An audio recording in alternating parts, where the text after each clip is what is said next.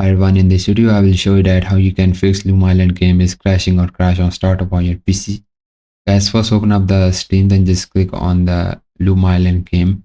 Then just click on the gear icon and go to your game properties. Now if your game is crash on startup, then just type this command in your launch option here. First command is -tx11.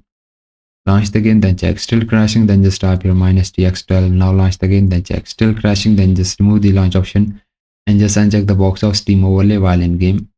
Then launch the game, then check still crashing, then just make right click on your taskbar. You will see the task manager, so open it.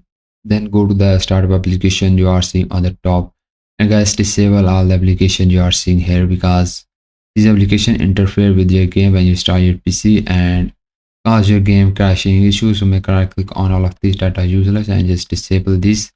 Then restart your PC, then launch the game, then check. Till you have the crashing problem, then just click on the install files, then click on the verify integrity of game files. It will take some time, so wait for it. Then restart your PC, then launch the game, then check.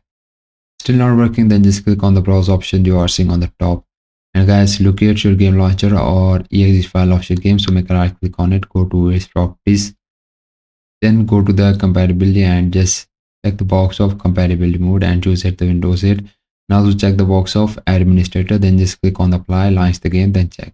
Now your game is still crashing, so the next solution is you have to update your Windows or graphic card drivers. So go to your Windows, type here the updates and open it.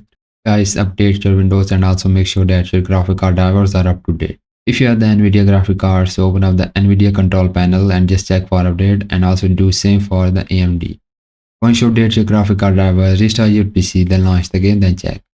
Hope these fixes fix your problem, and if yes, please like this video and bye bye and take care.